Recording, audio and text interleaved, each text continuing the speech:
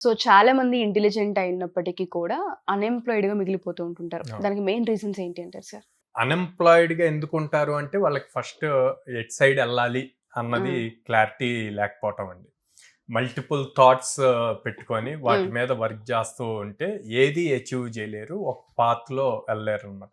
Guidance అన్నది ప్రాపర్‌గా అందదు. లేకపోవటం వల్ల ఎక్కువ అన్‌ఎంప్లాయ్‌మెంట్‌లో మిగిలిపోతారు. మనకి చూస్తే ఒక ఇయర్‌లో దాదాపు 12,00,000 స్టూడెంట్స్ పాస్ అవుట్ అవుతున్నారు. బోత్ ఏపీ అండ్ తెలంగాణ అవును. కలిపి engineering and degree. Okay. Okay. అందరూ ఒకే దాని మీద టార్గెట్ చేస్తారు. అయితే ఐటీ సైడ్ వెళ్తారు. లేదు లేదంటే అంటే బ్యాంకింగ్ అవును. సైడ్, గవర్నమెంట్ జాబ్స్ సైడ్ వెళ్తారు. ఇంకా వేరే వాటి మీద వెళ్ళే వాళ్ళంతా కూడా మొత్తం కలిపినా కూడా 2%. అంటే స్టార్టప్ ఎకోసిస్టమ్ గానీ, ఓన్‌గా స్టార్టప్ చేయటం గానీ, న్యూగా ఇంకేమైనా థింక్ చేయటం, లేకపోతే ఐఏఎస్, ఐపీఎస్ ఓకే. ఇట్లాంటి వెళ్ళటానికి అనమాట.